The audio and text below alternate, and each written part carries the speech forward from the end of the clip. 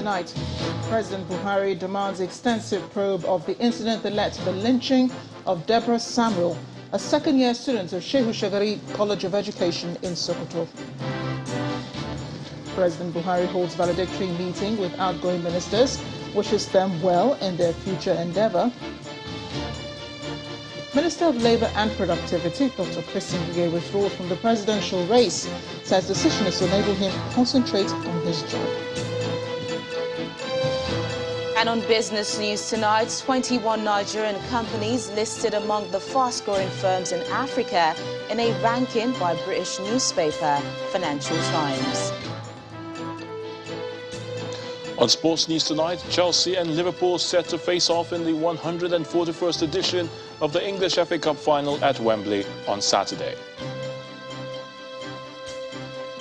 And from Abuja, National Security Advisor orders profiling of politicians as INEC raises concerns over security ahead of the 2023 elections.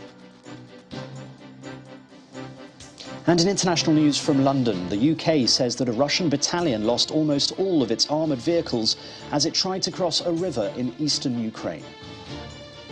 President Muhammadu Buhari has strongly condemned the resort to self-help by the mob in Sokoto, which led to the killing of a second-year student of Shehu Shagari College of Education, Sokoto, Deborah Samuel, following an allegation that she had blasphemed Muhammad, the Prophet of Islam, on Thursday.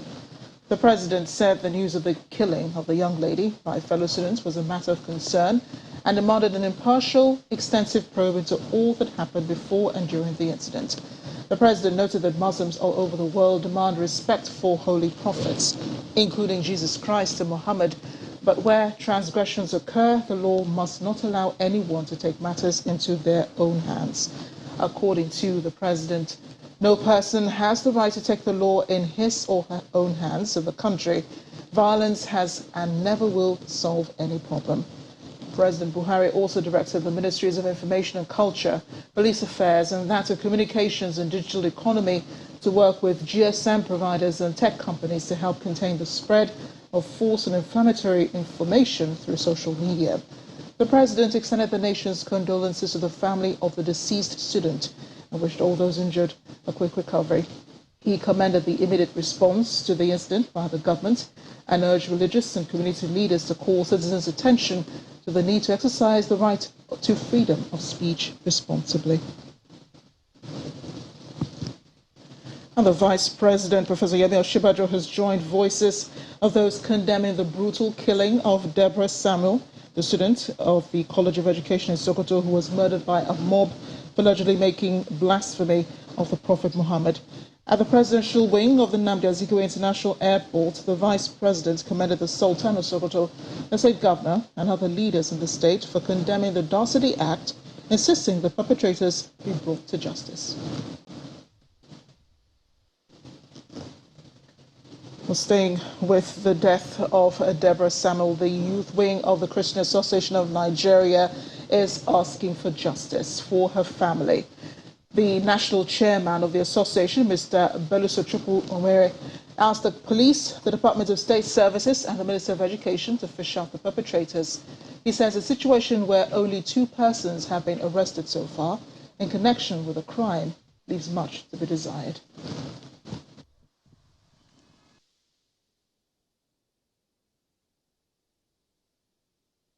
Miss Deborah Samuel Yakubu was tortured, stoned, lynched, and gruesomely murdered, and her body subsequently set ablaze as a result of comments she made in her departmental group WhatsApp platform. As we all know, we heard that only 2 people were arrested, while over 200 students participated in committing this crime. We hope this is not a way to sweep this under the carpet. The unlawful and dastardly act of the perpetrators must not only be condemned by all right-thinking people, but the police, Department of Security Services, the Minister for Education must fish out those perpetrators and prosecute them as it is expected. Deborah deserves nothing but justice and we believe in your capacities to enthroning justice in this case by bringing the perpetrators to book. We acknowledged and commend the restraint of the Christian students of the college who refused to retaliate in the face of provocation on those who murdered their colleague. We warn the vampires in the religious garments not to push the country to a religious war.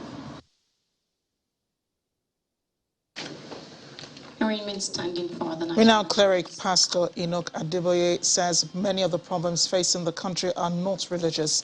The cleric, who was speaking when he paid a visit to the Nasarawa State Governor Abdullahi Sule, says he has taken it upon himself to seek divine intervention for the nation's problems. His host, Governor Abdullahi, also agrees that religion is only a ready tool in the hands of those out to stabilize the country. I try to explain to those who try to create a divide between us, Christians, Muslims, for political reasons.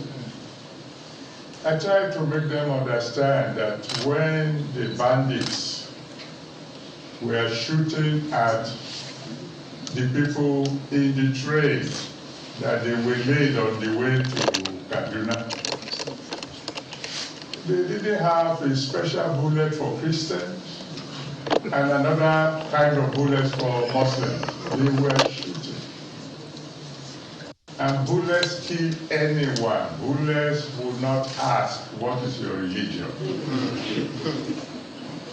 So I said, we have a problem that only God can help us to solve. These things that are happening, like you truly mentioned, are not religious. They are purely political. And it is only God that will touch the hearts of the people who are causing these problems, that will make an 80-year-old to travel to life here for the first time in the history of his life, and now to travel to all these other places to pray for our country. So we need those prayers today. We need those prayers in every state of the Federation. We need those prayers for our Mr. President, for our country, and the young people. You have nothing else at the age of 80. You are not looking for anything else. So that's why it is touchy and emotional. Now to the council chambers of the presidential villa, where President Muhammadu Buhari today received the outgoing ministers in a valedictory session, describing them as sufficiently equipped to succeed him as president. The president thanked the outgoing public officers for their sacrifice and compliance to his earlier directive, and also announced that he will be replacing the ministers leaving. According to the Minister of Information, Lai Mohammed, who briefed after the meeting, some of the ministers have tendered their resignation while others are in the process of doing so. Our State House correspondent Gloria Omezuke reports. The arrival of 9 ministers to the council chamber for what is a valedictory session for those leaving the cabinet to pursue political ambitions quells every doubt about their exit. The Minister of State for Education, Mr. Emeka Nwajuba, the first to have officially tendered his resignation, was manifestly absent as the President, Muhammadu Buhari, walks in to bid them farewell and promised quick replacements. The departure of some cabinet members has undoubtedly created a vacuum that should be filled, that would be carried without delay, so that the business of governance will not suffer. For members of the cabinet that are remaining on board, I wish to remind you that the journey to the finish line is very far, and this calls for more diligence, resilience, and commitment to serve Nigerians better. President Buhari stamped a vote of confidence on the outgoing appointees, noting that they are sufficiently competent to aspire for higher offices. I have no doubt that if the next president emerges from among former members of this cabinet, like any other aspirant, ample competence and outstanding service delivery would be on display. This will be part of our legacies to Nigerians. The body language of some of the outgoing ministers who are yet to put in their resignation depict uncertainty. I'm making a statement that we cannot allow men to deny women of their rightful positions. So you have resigned? I've not yet resigned. Other outgoing appointees have simply embraced reality. It's an uncommon withdrawal coming so suddenly, and of course it's also a good omen for the country, and it's a period I describe as sadness and joy. It's an opportunity for us to go out there and tell the story of President Buhari and what they have been striving to do. The president reminded during the session how painstaking the process of selecting his cabinet was, both in 2015 and 2019 when he was re-elected. With a little less than a year left, it is expected that the president make informed choices that can efficiently continue with the mandate. From the presidential villa, Gloria Umezuke, Channels Television News. Meanwhile, the Minister of Labour and Employment, Dr. Chris Ngige, has announced his withdrawal from the 2023 presidential race. The minister said he took the decision in the interest of the nation and to enable him to concentrate on his job. His withdrawal comes barely 2 days after President Buhari directed all members of his cabinet seeking elective officers in the 2023 elections to resign on or before May 16. A statement personally signed by the minister reads in part, "Having also consulted widely with my family, constituents, supporters and well-wishers, it is my pleasure to announce the withdrawal of my interest and early decision to contest the office of the President in the 2023 general election. As a result of this, I will not be participating in any of the internal party processes of the said elections, starting with the primary." The minister said he chose to pull out of the race to assist the President and the federal government to weather the difficulties of the last lap of the administration. He said although he has received the expression of interest in nomination forms from his supporters, they are yet to be filled and submitted. He also cited family reasons as part of the motivation to no longer pursue his ambition. Can bring you more now on what the Vice President said today about the death and killing of Deborah Samuel, the student of the College of Education in Sokoto, who was murdered by a mob for allegedly making blasphemous comments about the Prophet Muhammad. At the presidential wing of the Nnamdi Azikiwe International Airport, the Vice President commended the Sultan of Sokoto, the state governor and other leaders of the state for condemning the dastardly act and insisting the perpetrators be brought to justice.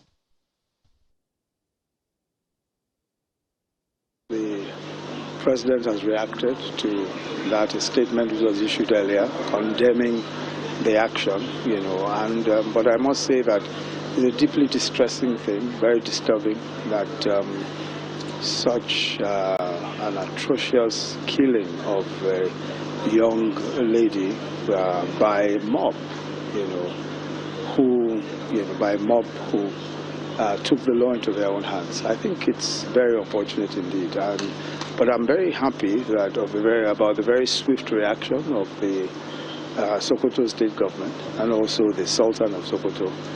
I think their swift reaction to the situation clearly demonstrated the outrage of millions of Nigerians, and also demonstrated the desire of everyone to ensure that the perpetrators are quickly apprehended and prosecuted.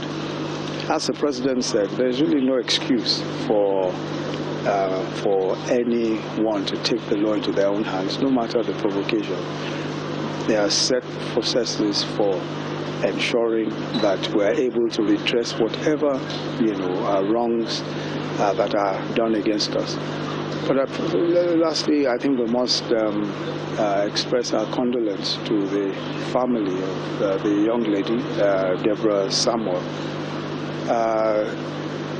I can't imagine how her parents and her siblings and members of her family feel, not just about her death, but the very horrendous nature of its occurrence. I think it's very sad indeed, and we express our sincere condolence to them. Our hearts are with them, and we ask that the Almighty God will comfort them at this time. Yeah. Vice President Professor Emil Shibajo. In part 2 after the break, a National Security Advisor orders profiling of politicians as INEC raised concerns over security ahead of the 2023 elections. That's in a moment. To join us again.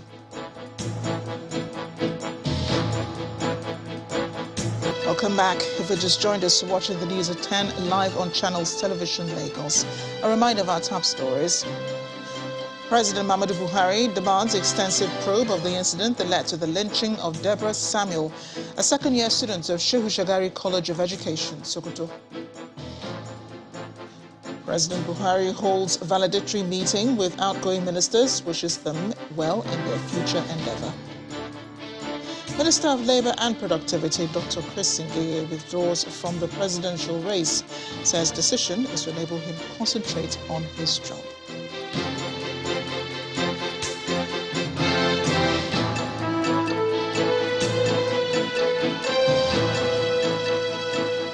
We're back with election matters.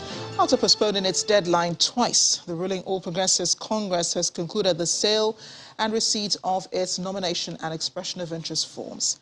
Several controversies have dogged the process, from the cost of the forms to the number of aspirants for the presidential position, as well as the unexpected participation of some individuals like the former president, Goodluck Jonathan, the president of the African Development Bank, Akiwumi Adesina, and the CBN governor, Godwin Emefiele. In this report, our correspondent, Dele Omoyeni, takes a look at the major highlights of the process. On the 26th of April 2022, the ruling All Progressives Congress, APC, began its sale of forms to aspirants contesting for various elective positions under the party. The process has been a huge spectacle, making headlines across the country because of the sheer number of contestants purchasing the presidential nomination forms and the unexpected aspirants vying for the presidential ticket. Over 20 aspirants have purchased the presidential nomination and expression of interest forms. The cost of the presidential nomination forms, fixed at 100 million naira, has raised eyebrows.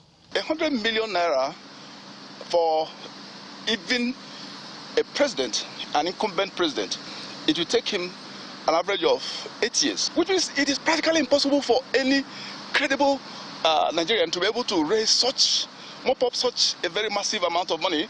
Another thorny issue which caused unease among aspirants is a page inserted in the nomination forms with the heading Letter of Voluntary Withdrawal, which suggests that perhaps the party plans to get some aspirants to step down. There are reports that some aspirants declined filling this part of the form.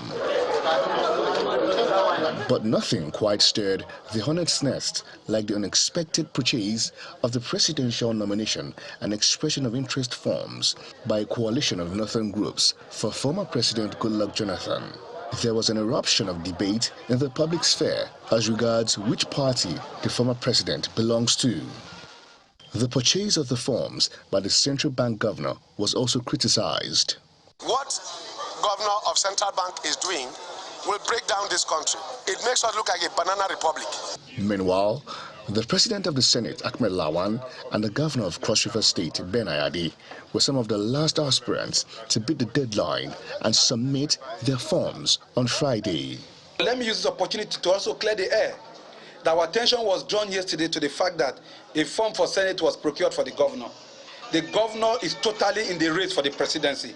The stage is now set for the big contest at the end of this month, as the APC will be choosing its presidential candidates from among the over 20 aspirants. Delia Moeni, Channels Television News.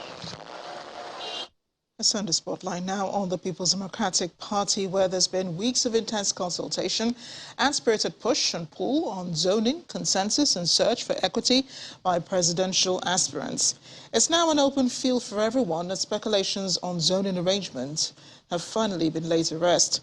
Our political correspondent, Minga Shiro, takes us through the emerging possibilities and the realities of the open ticket system for the party primaries. The last couple of weeks for the People's Democratic Party has no doubt come under intense dialogue and extensive consultations following weeks of uncertainty of awaiting the party's National Executive Council's resolution on the adoption or otherwise the autumn's report on zoning. The trajectory of the PDP's presidential candidates since 1999 has formed the basis for the pros and cons of the zoning debates. We have unanimously adopted a position that will be sent to the neck of our party. As the waiting game continues, while the former Vice President Atiku Abubakar, who is also a strong contender for the party ticket, continued to maintain his hard stance against zoning. I am the best candidate. Other major presidential aspirants went full swing into shuttle consultations on consensus and zoning as they continue to woo delegates ahead of the May 28th primary.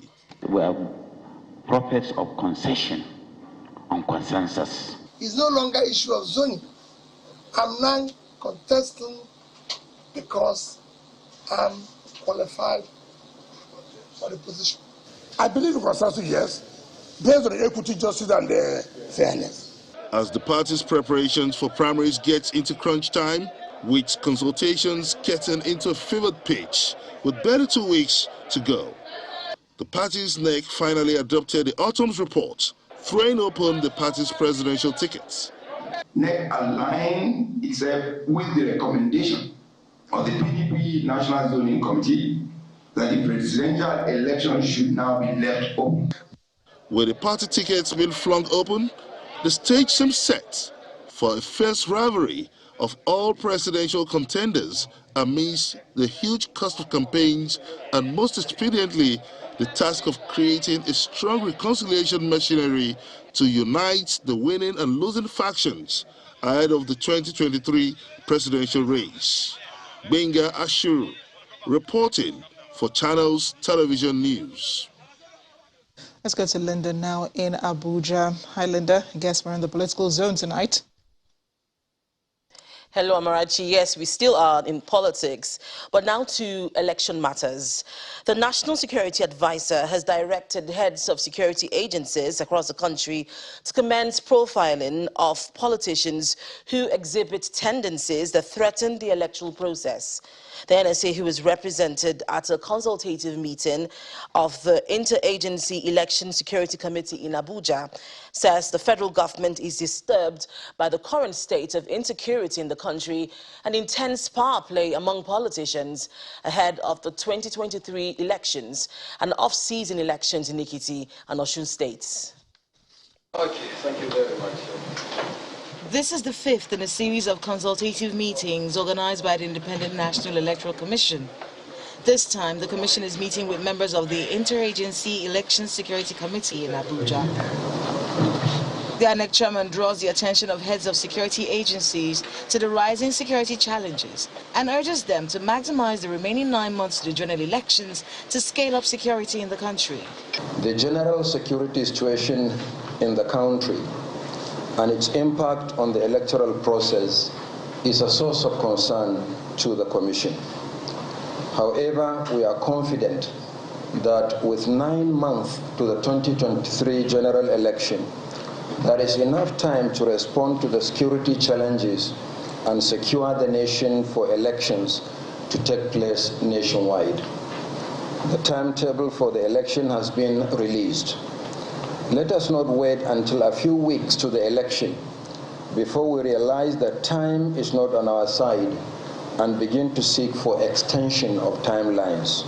However, the National Security Advisor, who's represented at this meeting, directs heads of security agencies to profile politicians who exhibit tendencies that threaten the electoral process. The NSA has noted with utmost concern the growing uncertainty heralding the conduct of party primaries for 2023 elections. This is in addition to the unabated spate of violence that threaten the upcoming up-cycle gubernatorial elections in Ekiti and Osun states. More worrisome is the unguarded utterances of some highly respected individuals and groups, which more often than not amplifies divisive narratives to to the detriment of national security and stability. Accordingly, heads of security and law enforcement agencies have been tasked to step up close monitoring and profiling of political actors, no matter how highly placed, who exhibit tendencies that subvert the electoral process, even as talks and other sponsors will equally be trailed for possible arrest and prosecution. The security challenges in the country is of major concern to the Independent National Electoral Commission. The Commission has had to suspend the ongoing voters' registration exercise in some parts of the country marked by violence.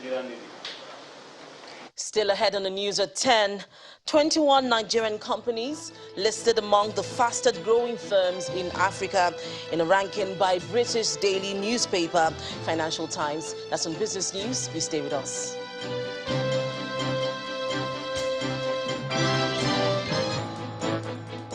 You're welcome back to the news at 10, coming to you live from Abuja. The prosecution of the governorship aspirant of the People's Democratic Party in Rivers State, Mr. Farah Dagogo, for allegedly sponsoring cultism in the state has taken a new twist as the State High Court today remanded him in a correctional center in contradiction to a Federal High Court order which granted him bail on Thursday.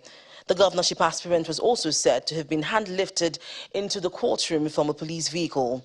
The presiding judge, Justice Chiwendu Nwogu, ordered that Mr. Dagogo be taken to the correctional center because he appeared too weak to take his plea. The aspirant is a lawmaker representing Degema Boni Federal Constituency of Rivers State in the House of Representatives. He was arrested at the venue of the PDP governorship screening for the South-South states in Port Harcourt after Governor Nyesom Wike declared him wanted for reportedly recruiting cultists to attack the state party secretariat during the screening for national and state assembly aspirants. He was first arraigned before Justice Amadina of a magistrate court on April 29th. The case was, however, adjourned to May 9th for the charge to be amended, following arguments that the magistrate court cannot hear matters relating to cultism. In neighboring Akwa Ibom State, Governor Udom Emmanuel says the establishment of Africa's first coconut oil refinery in the state was born out of the desire of his administration to diversify the state economy and reduce dependency on crude oil to secure the economic future of the state. Governor Emmanuel made that remark during the inauguration of St. Gabriel Coconut Oil Refinery located at Mpatenin in Akwa Ibom State. The inauguration followed the successful test running of the factory. The St. Gabriel's Coconut Oil Factory project, a major industrial investment by the Akwa Ibom State government, comprises a factory complex complete with administrative offices, production areas, technical spaces, industrial firefighting systems, water treatment plants, effluent treatment plants, and residential quarters for technical and managerial staff. The multi-billion naira value chain factory is expected to employ over 3,000 direct workers and has the capacity to crack 1 million nuts a day. The project is located along the East-West Road and was flagged off by Governor Udom Emmanuel during a groundbreaking ceremony on May 24, 2017. He explains the idea behind the dream. When I just saw coconut everywhere, especially if you drive through Mbarenin, everywhere you see coconut, I said, no, coconut cannot just begin and end with coconut rice and also using it to eat bread. While we are still looking for money, while we are still looking for prosperity, so that's how we went on this mission. The Commissioner for Agriculture speaks on the prospects of the project to boost the state's economy. I salute the vision and ingenuity of my boss, our dear Governor Udom Emmanuel, for birthing this project. One of the many aimed at industrialization and development of the state, as well as creation of thousands of jobs within the value chain and generation of income in both local currency and foreign exchange. Former Governor of Benue State, Gabriel Soswam, lauded Governor Emmanuel's development strides. Building factory that will create wealth that will give jobs and enhance the well-being of the people is more important than any other thing that you will do for the people. With more and more states looking to other alternatives to oil, this is one way the Akwa Ibom state government is hoping to boost the state's economy and improve the standards of living of its citizens.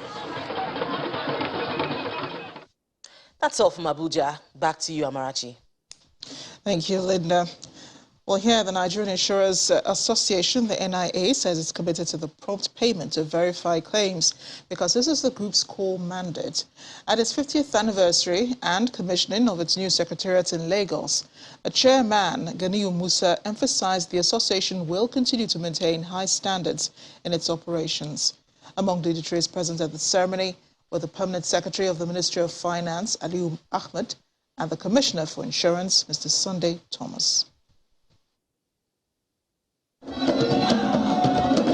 This 7-story building on Sakatinubu Street on Victoria Island in Lagos welcomes dignitaries from Nigeria's insurance industry into its belly. It's a double celebration for the Nigerian Insurers Association, as the body not only clocks 50, but it's also the official commissioning of its new secretariat. For the Commissioner of Insurance, this is a testimony of a resilient industry.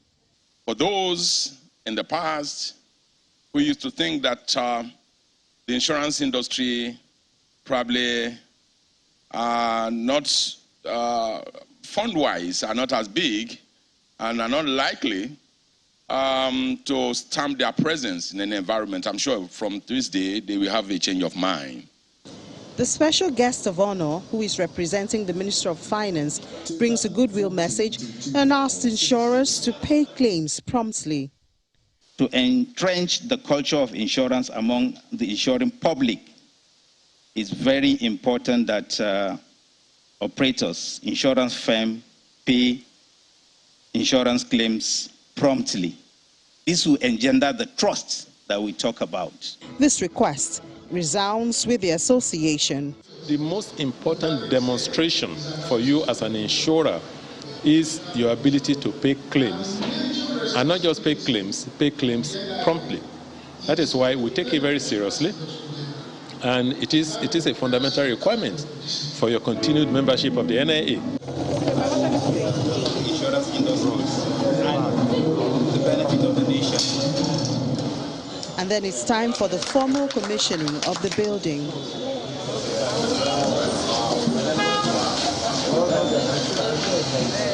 We are taking a new turn. We're building trust.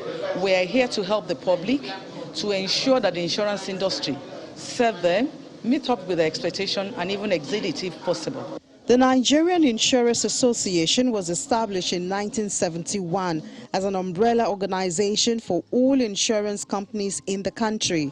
The goal of the association is to protect and advance the common interests of insurers in Nigeria. Well, that takes us into more business news. Here's Teniola Shubawali.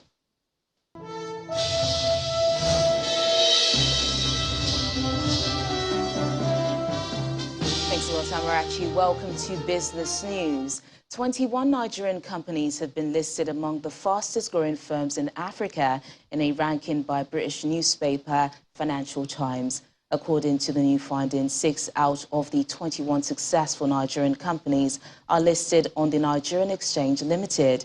These successful companies were ranked based on their compound annual growth rate in revenue between 2017 and 2020, while taking the COVID-19 pandemic into consideration and highlighting the companies that successfully adapted to the resultant challenges.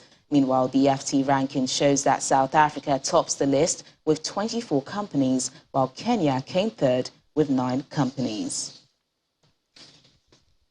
Tier 1 financial services company Access Holdings plc says it has commenced operations as Access Corporation with plans to unlock new opportunities for intra- and inter-Africa trade.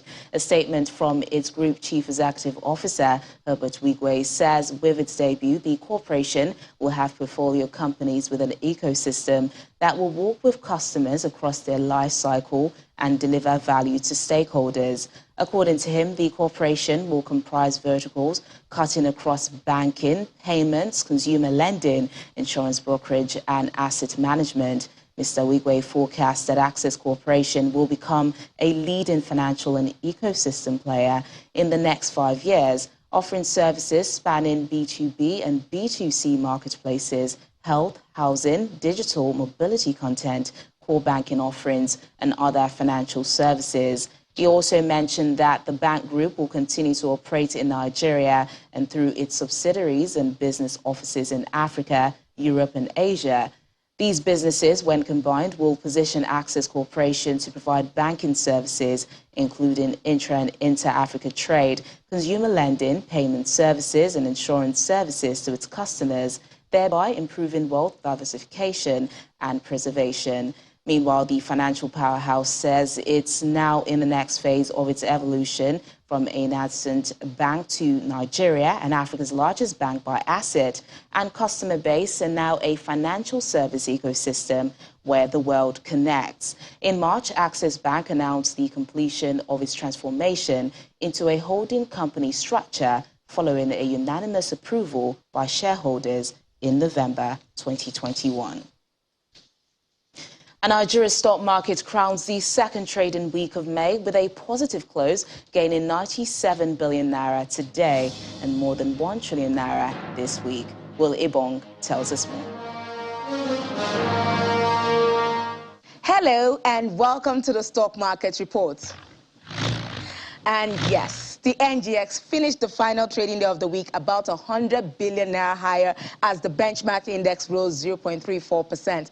Never mind the red activity chart, let's get straight to the names that made moves in the market and got the all-share index past the 53,000 level. Seplat Energy appreciated in value today, a whopping 100 naira, added to the stock price to close at 1,300 naira, and that's for the oil and gas index. In the consumer goods counter, Boa Foods had some price action. It rose more than 5% in naira and copper. That's about a 3 naira increase. Transcorp back on the top trades list 2 days in a row now. However, its share price remained unchanged at the close of the bell. It's still a merry ride at the NGX, but sooner or later, investors are going to take shots at some of these names. And that's the Stock Market Report. I'm Will Ibang. Back to you.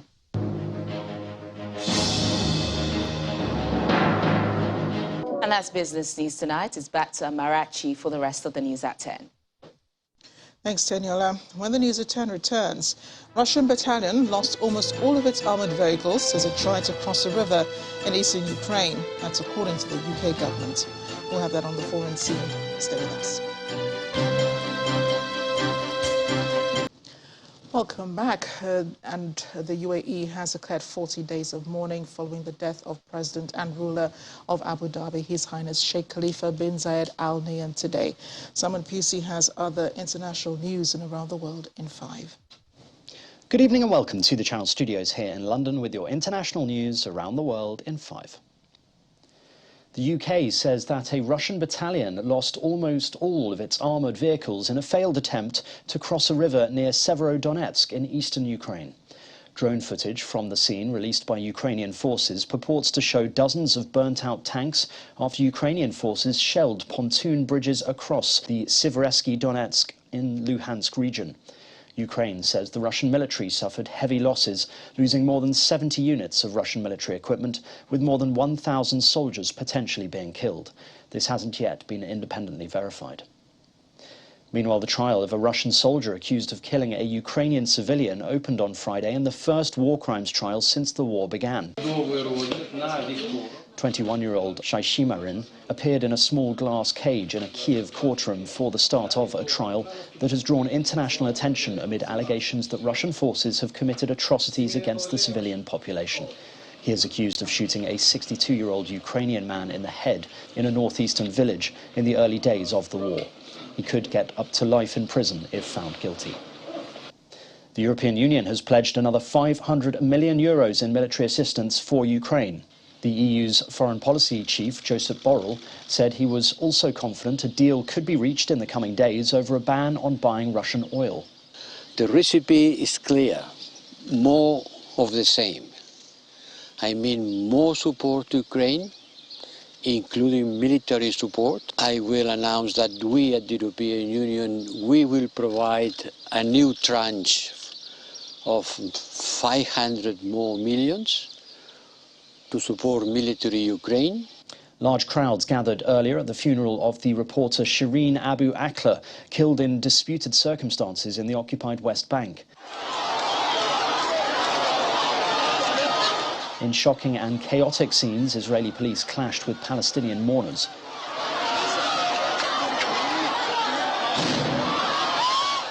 At one point, officers charged at the group carrying her coffin. She was given the rarity of a funeral at the compound of the Palestinian President Mahmoud Abbas on Thursday, where her coffin was brought draped in a Palestinian flag. Abu Akleh, who worked for Al Jazeera, was shot dead on Wednesday while reporting on an Israeli operation in the city of Jenin. The killing sparked widespread condemnation, with Israel and Palestinians trading blame. The United Nations Humanitarian Affairs Agency says the world is not paying enough attention to crises beyond the war in Ukraine, including a devastating drought in East Africa. The head of the organization made the appeal after visiting Turkana in northwest Kenya, where food is extremely scarce after a lengthy period without rain. People there are suffering from malnutrition, with some left too weak to stand or walk. Meanwhile, a severe drought across Somalia has led to hunger and hardship for farmers. According to United Nations agencies, as many as 81,000 people are facing famine conditions in parts of Somalia as drought persists, humanitarian funding dwindles, and global food prices soar. The UN World Food Programme says 20 million people across East Africa are at risk of severe hunger. North Korea's leader Kim Jong-un has held a meeting with officials at the Antivirus Command Center as the country reported its first COVID-19 death. State TV said Kim visited to check on the situation and responses after declaring a gravest state of emergency and ordering a national lockdown. At least one person confirmed to have COVID has died in North Korea, and hundreds of thousands have shown fever symptoms. Experts say these numbers probably represent a small fraction of the infections, as it is one of only 2 countries in the world without a COVID vaccination campaign. The Queen has arrived at the Royal Windsor Horse Show after missing the state opening of Parliament earlier this week. The 96-year-old was driven onto the showground in a Range Rover and watched her animals from the passenger seat. The Queen currently has mobility problems and has had to cancel a number of recent public appearances. And Elon Musk has said his $44 billion deal to buy Twitter is temporarily on hold after he queried the number of fake or spam accounts on the social media platform. On the very platform he's hoping to buy, he said, Twitter deal temporarily on hold, pending details supporting calculation that spam fake accounts do indeed represent less than 5% of users. Mr. Musk has been vocal on cleaning up spam accounts. Following the announcement, Twitter shares fell by 25% in pre-market trading. And that's your international news around the world in 5. Now back to the Channel Studios in Lagos. Many thanks, Simon. Chelsea and Liverpool football clubs will face off in the 141st English FA Cup final at Wembley on Saturday. Liverpool are chasing an unprecedented quadruple after reaching the Champions League final, while 8-time winners Chelsea are appearing in the final for the 3rd successive season. It's the first FA Cup final to be played in front of a capacity crowd at Wembley Stadium since 2019. Manchester City Football Club have unveiled a statue of former striker Sergio Aguero outside the Etihad Stadium to mark the 10th anniversary of his winning goal that gave them their first league title in 44 years. Aguero netted a dramatic 94th minute win against Queen's Park Rangers on the final day of the 2011-12 season to beat crosstown rivals Man United to the title. And that's sports news. Thanks, Ayatollah. And the main news again. President Muhammadu Buhari has demanded an extensive probe of the incident that led to the lynching of Deborah Samuel, a second-year student of Shehu Shagari College of Education, Sokoto. That's the news at 10 tonight. Thanks for watching. I'm Amarachi Ubani. Good night.